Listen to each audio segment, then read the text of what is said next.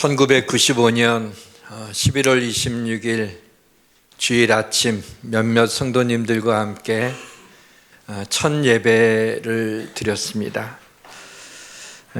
오늘 2023년 11월 26일 주일입니다.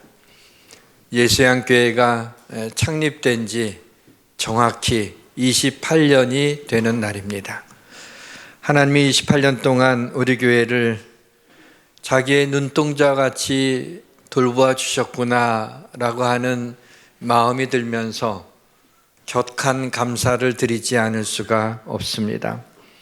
우리 교회가 28살이 되었는데 28살은 인생에서 가장 에너지가 넘치는 때가 아닌가라는 생각이 들면서 성령의 에너지, 은혜의 에너지, 기쁨의 에너지, 축복의 에너지가 넘치는 우리 예수양교회가 되기를 주님의 이름으로 축원합니다. 모든 것이 잘 될 것입니다. 12년 전 성전 건축에 대한 하나님의 분명한 그 응답이 있어서 구체적으로 건축을 생각하고 있을 때였습니다. 대부분의 성도님들은 어떻게 할 수 있느냐라고 하면서 우려를 표명하고 또 많은 성도들이 끝까지 함께하지 못했습니다. 그렇지만 하나님께서 응답을 해주셨기 때문에 하나님이 응답을 주셨으면 하나님이 책임져 주시고 반드시 교회를 세워주실 것이라고 하는 것을 조금도 의심하지 않았습니다.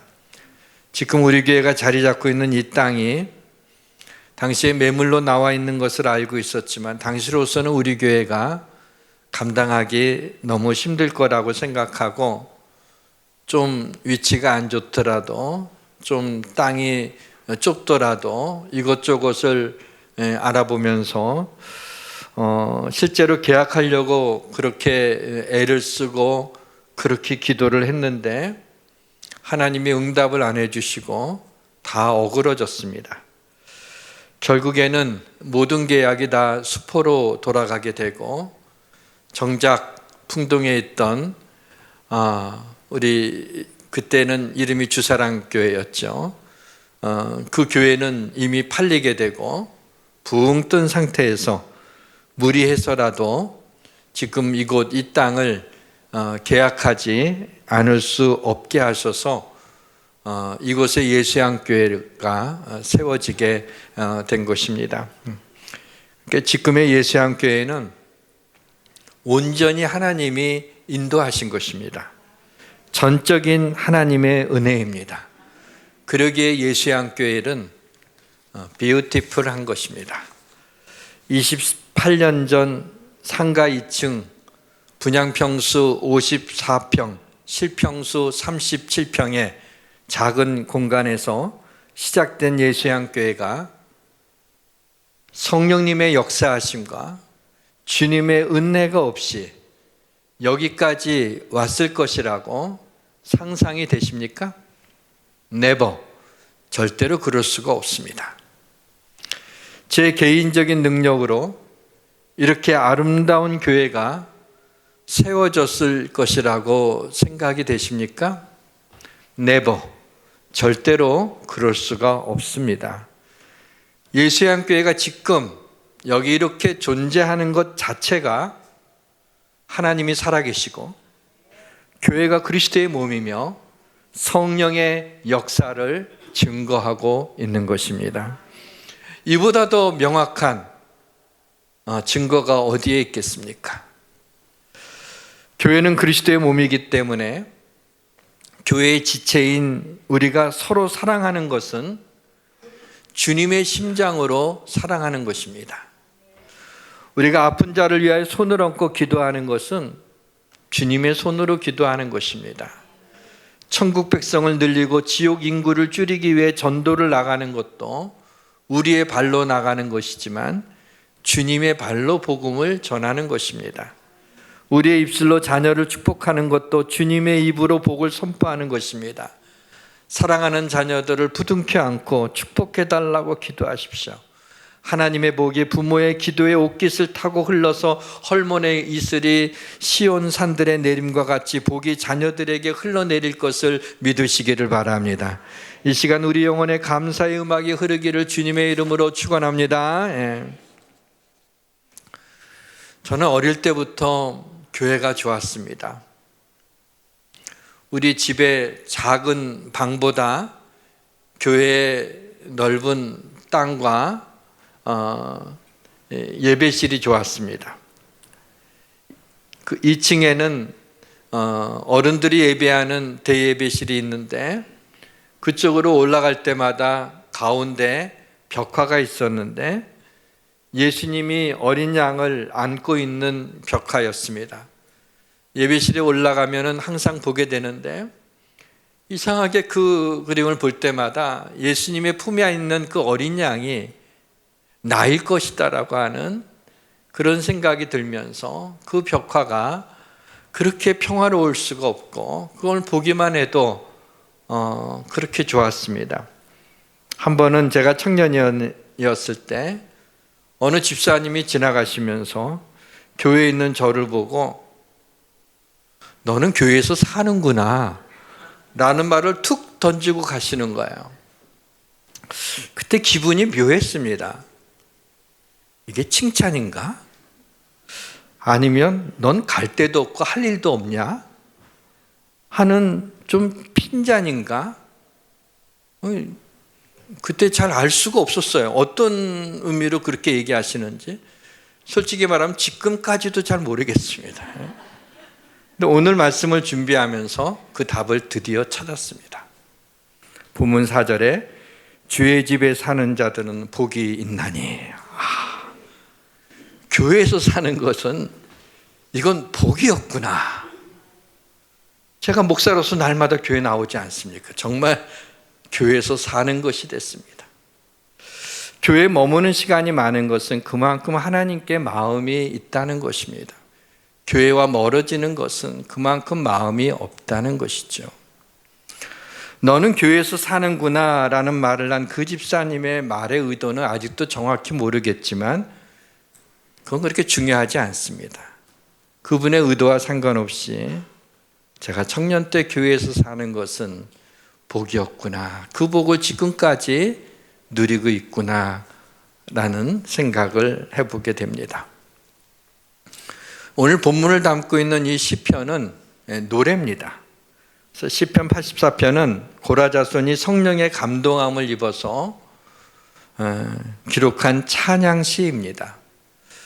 그래서 오늘 본문은 사실 주의 집, 주의 궁정 뭐 이런 단어가 있는 교회라는 의미가 있는 4절까지만 본문으로 삼으려고 했는데 5절 그 다음에 읽으니까 시온의 대로가 나오는 거예요. 너무 좋았어요. 그래서 5절까지 6절에 눈물 골짜기로 지날 때 많은 이것도 너무 좋은데 7절 이 말씀 너무 은혜롭네. 끊을 수가 없어서 결국에는 12절까지 전부 다 본문으로 삼아서 우리 성도들과 함께 이 말씀을 읽는 것 자체가 저에게는 가슴 설레는 그러한 귀한 말씀인 걸 보면서 시편이 이게 노래잖아요. 그래서 구약에서는 시편을 읽을 때 곡조가 있었습니다. 노래로 읽어냈는데 그렇다면 시편 84편은 이건 하나님의 히트곡이다. 이런 생각을 해보게 됩니다. 시편 84편 1절에서 4절까지 매 절마다 반복되는 단어가 있습니다. 주의 장막, 여호와의 궁정, 주의 제단, 주의 집. 전부 성전을 가리키는 겁니다. 오늘날 교회를 의미하죠. 엊그제 금요일 날 한밤의 기도회 때 오늘 본문인 시편 84편을 기록한 고라 자손에 대한 이야기를 함께 스토리텔링으로 나누었습니다. 고라 자손이 이 시를 기록한 그 상황을 이해하게 돼야지 오늘 본문의 분위기를 정확히 이해할 수 있기 때문에 좀 짧게 좀 이 배경을 말씀드리겠습니다. 민수기 16장에 보게 되면 레위 지파인 고라를 중심으로 몇몇이 당을 짓고 모세와 아론을 거스립니다. 지도자급인 250명도 고라를 따르게 됩니다. 왜 고라가 모세와 아론을 거스르며 반기를 들었냐면, 고라는 레위 지파로서 성전을 섬길 수 있었지만은 고라는 제사장이 되고 싶었던 거예요. 근데 왜 아론과 아론의 자손만 제사장이 돼야 되느냐? 우리에게는 하나님이 함께하지 않냐? 뭐 우리에게는 그런 능력이 없냐? 나에게도 그런 능력이 있는데 왜 아론과 그의 자손만이 제사장이 되고 우리는 마치 허드렛 일 하듯이 다른 성전에 섬기는 일을 해야 되느냐? 근데 하나님이 아론과 그의 자손을 제사장이 되게 하셨어요. 하나님이 그렇게 하신 거예요.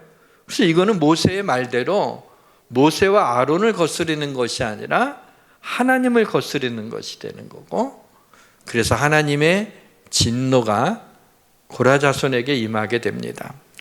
땅바닥이 갈라져서 고라와 그의 가족들이 전부 산채로 수월에 빠지게 되고, 고라를 따랐던 250명의 지휘관, 지도자들도 불에 타 죽고 맙니다.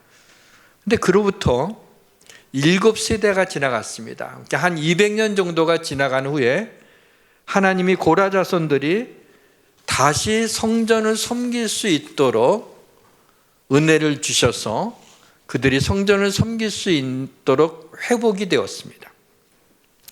고라 사람들의 문지기 반들은 이러하니라. 아삽의 가문 중 고레의 아들 무셀레마라 그랬어요. 고래래요. 고라 자손의 그 대부분이 성전 문지기의 반장으로 회복시켜 주셨어요. 그래서 그 감격이 오늘 본문 10절에 기록된 것입니다. 주의 궁전에서의 한 날이 다른 곳에서의 첫날보다 나은즉 악인의 장막에 사는 것보다 내 하나님의 성전 문지기로 있는 것이 좋사오니. 여기에 성전 문지기로 있는 게 좋다라고 이 고라 자손 중에 한 사람이 이런 고백을 한 거는, 궁정보다도 하나님의 성전에서 그냥 문지기 제일 좀 낮은 자리에 있는 게 좋다라는 의미가 아니라, 하나님의 성전을 섬기고 싶었는데 그동안에 그 조상들의 그 죄로 말미암아 하나님의 성전을 섬길 수가 없었어요. 근데 드디어 하나님이 회복시켜 주셔서 7세대가 지난 다음에 하나님의 성전의 문지기의 반장으로 고라 자손들을 다시 회복시켜 주신 걸로 인하여서 어떤 궁정의 궁궐에 사는 것보다 내가 이 하나님의 전에 하나님이 우리 자손에게 맡겨주신 이 문지기로 있는 것이 너무나도 좋다, 너무 감사하다 하면서 기쁨을 표현하고 있는 그런 말씀인 것입니다. 뿐만 아니라 고라 자손 중에는 아삽의 가문이 있었어요. 이 아삽의 가문은 비파와 수금과 재금을 연주하며 신령한 노래들을 하는 성가대로 이들을 회복시켜 주신 거예요. 그러니까 오늘날 찬양하는 자들로, 찬양을 연주하는 자들로 하나님이 아삽의 가문을 하나님이 회복시켜 주셔서 시편 73편에서 83편까지, 오늘 우리가 84편인데 그 전에 보니까는 이 11편의 이 모든 것이 아삽의 시예요. 고라 자손의 시인 거죠. 하나님이 이들에게 뛰어난 이런 음악적인 감각과 이 곡을 지을 수 있는 그런 걸 주셔서 하나님을 시편으로 하나님을 찬양하게 되는, 그렇게 쓰임받는 그러한 가문이 된 것이죠.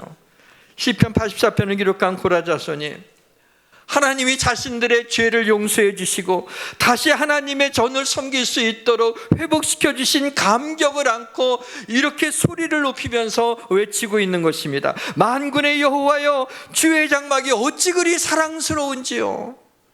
내 영혼이 여호와의 궁전을 사모하여 쇠약하며 내 마음과 육체가 살아계신 하나님께 부르짖나이다. 나의 왕 나의 하나님 만군의 여호와여, 주의 제단에서 참새도 제 집을 얻고 제비도 새끼들 보금자를 얻었나이다. 주의 집에 사는 자들은 복이 있나니 그들이 항상 주를 찬송하리이다. 비란 고라 자손뿐입니까? 우리도 하나님을 떠났었습니다. 우리가 하나님을 알지 못했습니다. 내 마음대로 살았고 내 뜻대로 살았고 교만하였고 죄를 지은 저희들입니다. 그런데 하나님이 용서하시고 회복해 주셔서 주의 전에서 하나님을 찬양하게 하시고 하나님 앞에 영광 돌리게 하시고 하나님의 말씀에 귀를 기울이게 하시는 이 은혜가 얼마나 놀랍습니까? 그래서 교회에 나오는 발걸음은 바로 이와 같은 설레는 마음으로 우리가 교회에 나와서 하나님 앞에 예배드리는 이것이 얼마나 놀라운 축복인지 모르겠습니다. 하나님의 전에 갈 수 있다는 것, 하나님의 전을 섬길 수 있다는 것은 말할 수 없는 은혜입니다. 코로나가 심할 때 정부에서 성도들이 교회에 나가지 못하게 했어요. 모여 있다가 코로나가 확산되면 안 되니까 나가지 말라고. 우리가 그때 1부, 2부, 3부로 그래도 20명씩이라도 예배드리며 그랬는데 시청에서 전화가 와갖고 이제 누가 신고를 했다는 거야. 한 번만 드리라고 그랬지 3번씩 드리라고 그랬냐고. 그러면서 2번 2부까지 드렸는데 3부 때 또 드릴 거냐고. 그래서 또 큰일 나는 줄 알고 그때 드릴 거라고 그럴 걸 그랬어요. 그냥. 근데 또 아니라고. 그리고 그 20명 나오기로 했던 분들한테 제가 전화를 일일이 하면서 교회 오지 마세요. 교회 오지 마세요. 교회 오지 마세요. 이게 목사가 할 말인가 말이야. 주일날 교회 오지 말라고. 그때 전화를 하고 나서 제가 막 울었어요. 너무 슬펐어요. 그리고 내가 용기가 없는 건가 막 이런 생각 들고 핍박이 와도 해야 되는 거 아닌가. 근데 이게 또 다른 게 아니라 전염병인데 또 협조해야 되지 않나. 그때 저는 생각을 해보기를 너무나 마음이 아팠는데 성도들과 함께 예배드릴 수 없다는 것은 참을 수 없는 고통이구나 라고 하는 것을 느꼈습니다. 지금도 유튜브로 예배드리는 분들이 있는 것으로 알고 있는데 이거 유튜브로 나갈 건데 유튜브 듣는 교회 안 오고 유튜브 듣는 분들 잘 들으세요. 유튜브로 예배를 드리다 보게 되면 문제는 뭐냐면 주일과 평일에 한계가 없어져요. 처음에는 주일 아침에 그래 유튜브 예배라도 이렇게 드렸지만 점점 자세가 흐트러집니다. 그 다음에 꼭 주일날 드려야 되나? 월요일날 보면 안 되나? 꼭 월요일날 봐야 되나? 화요일날 보면 안 되나? 뭐 꼭 매주 봐야 되나? 한 달에 한 번 묶어서 보지? 그러다가 말씀을 듣지 않고 믿음이 약하여지고 하나님을 잃어버리게 되는 거예요. 온전히 하나님께 예배드릴 수 없는 겁니다. 주일에 교회에 가지 않아도 되는 여러 상황과 이유를 말할 수 있지만 주일에 반드시 교회에 가야 하는 이유가 더 분명하고 큽니다. 교회 가는 일은 사소한 일이 아닙니다. 그리스도인들은 주일 아침에 교회를 향하여 발걸음을 내딛지 않는 것에 대해서 참을 수 없어야 합니다. 2000년 전 작은 마을의 목수 출신인 한 분이 엄청난 약속을 했습니다. 내가 이 반석 위에 내 교회를 세우리니 음부의 권세가 이기지 못하리라. 처음으로 교회라고 하는 단어가 신약에 등장을 하는 거예요. 예수님이 내가 내 교회를 세우겠다. 2000년이 지난 지금 온 세계에 교회의 십자가가 높이 들려 있습니다. 우리는 본 적이 없는 분의 십자가의 죽음을 가슴에 새기며 하나님의 은혜로 알고 우리는 볼 수 없는 성령님의 은혜를 사모하며 성령의 역사하심을 느끼고 우리는 보이지 않는 하나님을 믿고 있는 이 믿기 어려운 은혜, 우리의 믿음과 희망을 담아둔 그릇이 바로 교회인 것입니다. 교회에는 각양각색의 사람들이 모입니다. 그리고 각양각색의 교회가 있습니다. 어둡고 비좁은 계단을 내려가 지하실에서 예배를 드리는 교회도 있고 상가 2층에 빛바랜 썬팅이 있는 작은 교회도 있으며 엄청난 크기와 아름다움을 자랑하는 교회도 있습니다. 제가 한 번은 이것이 제가 꿈속에서 본 것인지 아니면 제 생각에 스쳐가는 생각이었는지도 솔직히 말하면 잘 모르겠습니다. 확실하지가 않아요. 그러나 마치 사진 한 장처럼 딱 찍혀 있는 것이 저에게 있어요. 그게 뭐냐면 어느 그 작은 마을에 조금 언덕진 높은 곳에 교회가 있는데 벽돌로 지은 교회입니다. 아담한 교회였어요. 그 교회 안에는 투박한 나무로 인테리어를 한 나무로 안에는 다 되어 있어요. 한 100명 남짓한 성도들이 들어갈 수 있을 만한 그런 작은 교회였습니다. 아마 제가 무의식 가운데 이런 교회를 목회했으면 좋겠다라고 하는 그런 생각이 있었던 것 같아요. 무의식 쪽에. 그러고 보니까 제 그릇이 참 작구나. 보통 꿈을 꾸면, 그렇죠? 어떤 꿈을 꿔요? 굉장히 멋있는 교회를 꿈꿔야 되는데 저는 한 100명 정도, 그것도 한 번 예배드린 그 정도, 그걸 이제 꿈을 꾸었으니 말이죠. 그런데 이렇게 예수양교회를 축복해 주시죠. 바꾸라고 하면 물론 안 바꾸죠. 이렇게 축복해 주셨어요.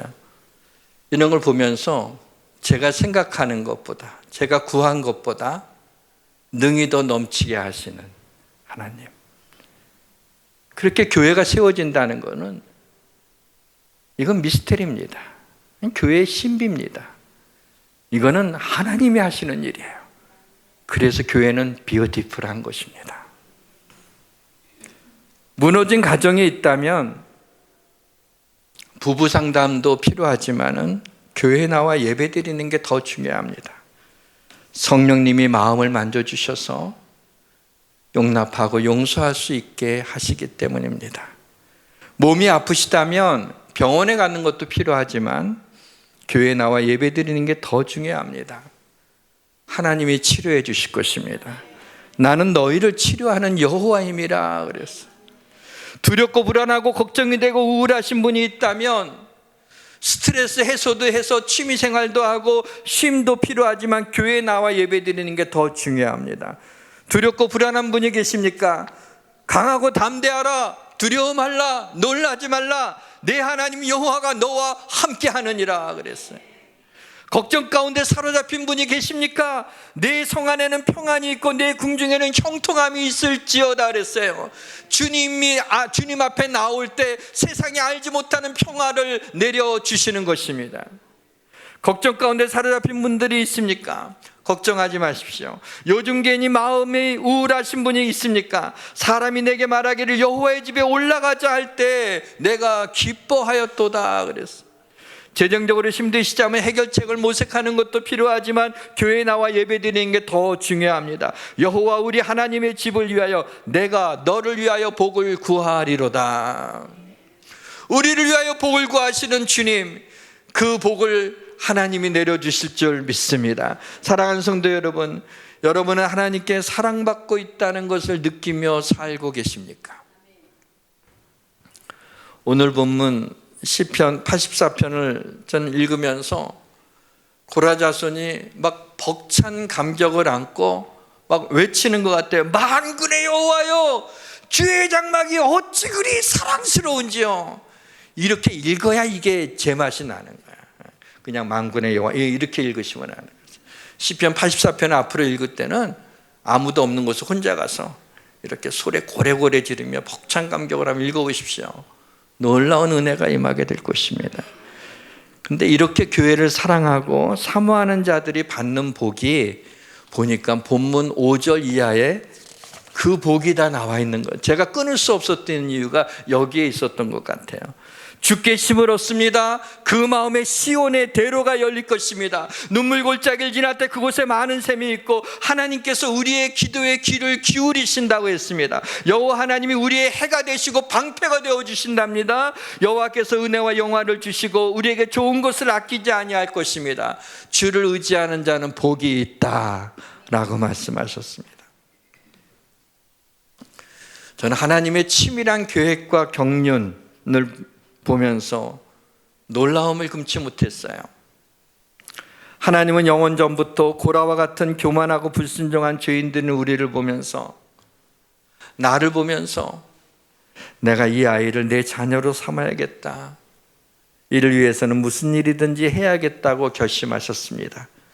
그리고 우리가 꿈도 꾸지 못할 일을 행하십니다. 죄값으로 영원히 죽어야 하는 우리에게 오셔서 죽음을 앞에 놓고 있는 우리에게 그 사이에 서서서 우리 대신 죽으신 것입니다. 당신의 아들인 예수를 십자가 달려 죽게 하시는 충격적인 일을 행하신 것입니다. 이 형언할 수 없는 사랑과 열심으로 우리를 향한 사랑을 보여주신 것입니다. 이것을 에베소서를 읽다가, 에베소서가 이제 교회에 관한 말씀이라서 에베소서를 읽는데 1장 3절부터 7절 말씀이 이 하나님의 경륜과 계획을 잘 설명해 주고 있구나라는 것을 알고 에베소 1장 3절에 7절을 우리 한번 같이 좀 우리 소리 높여서 읽도록 하겠습니다. 찬송하리로다. 하나님 곧 우리 주 예수 그리스도의 아버지께서 그리스도 안에서 하늘에 속한 모든 신령한 복을 우리에게 주시되 그 창세전에 그리스도 안에서 우리를 택하사 우리로 사랑 안에서 그 앞에 거룩하고 흠이 없게 하시려고 그 기쁘신 뜻대로 우리를 예정하사 예수 그리스도로 말미암아 자기의 아들들이 되게 하셨으니 이는 그가 사랑하는 자 안에서 우리에게 거저 주시는 바 그의 은혜의 영광을 찬송하게 하려는 것이라. 우리는 그리스도 안에서 그의 은혜의 풍성함을 따라 그의 피로 말미암아 속량고 죄사함을 받았느니라. 아멘. 여러분 놀라셔야 되는 거예요. 얼마나 놀라운 복음의 메시지인지 모르겠어요. 우리를 향한 이 사랑을, 이 하나님의 계획과 경륜을 후대에 전하게 하기 위해서 하나님이 교회를 세우셔서 십자가의 복음을 전하게 하시고 하나님을 찬양하게 하시고 교회를 하나님의 사랑과 축복의 통로로 삼으신 것입니다. Beautiful. 교회는 아름답습니다. C.S. 루이스가 그의 책에서 영광의 무게라고 하는 그런 단어를 사용을 했어요. 그 내용에 대해서는 잘 기억에 남지 않는데 영광의 무게라고 하는 그 단어가 참 마음에 이제 와닿습니다. 예배 가운데 임재하시어 우리와 만나주시는 하나님의 영광의 무게를 우리는 감당할 수가 없습니다. 우리를 향한 하나님의 사랑은, 말할 수 없는 이 하나님의 사랑은 우리가 감당치 못할 영광의 무게입니다. 우리를 보고 기뻐하시는, 내가 뭔데, 치카치게 뭔데? 근데 우리를 보고 하나님이 기뻐하신다고 하는 이 하나님의 은혜는 우리가 감당치 못할 영광의 무게입니다. 그 어느 날 우리를 천국으로 인도하시고 잘하였도다 착하고 충성된 종아 라고 칭찬하시는 그 영광의 무게가 부담스럽습니다. 왜냐하면 우리는 사실 그렇게 칭찬받을 만큼 살지 못했기 때문입니다. 그러나 우리가 감당치 못할 영광의 무게는 없습니다. 우리에게 부담스러운 영광의 무게는 없습니다. 왜냐하면 우리는 하나님의 자녀이기 때문입니다. 그리스도의 십자가의 부활로 주님의 영광이 우리의 영광이 된 것입니다. 그리스도의 몸인 교회를 우리에게 주심으로 교회에서 예배를 드릴 때마다 하나님의 영광을 목도하기에 감당치 못할 영광의 무게는 없는 것입니다. beautiful. 교회는 아름답습니다. 이제 말씀을 마치겠습니다. 말씀을 정리하면서 오늘이 교회 창립주일이라 문득 우리 예수양교회의 정체성은 무엇인가 라는 생각이 스쳐 지나갔습니다. 그렇지만 별 고민 없이 우리 교회 주보 앞면 상단에 있는 그 비전이 우리 교회를 잘 나타내주는 예수양교회의 정체성이라고 할 수 있습니다. 예수양교회는 하나님이 기뻐하시는, 같이 해볼까요? 보지 말고 합시다.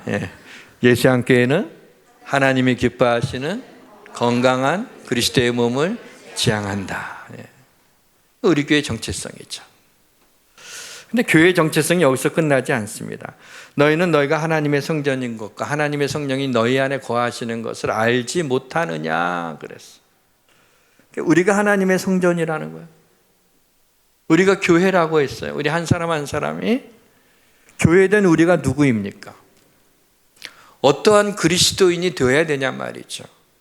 교회의 정체성이라기보다는 교회된 우리가 어떠한 그리스도인이 되어야 하는가라는 생각을 하게 되었고, 로마서 15장과 에베소 3장의 도움으로 그것을 정리해 봤습니다.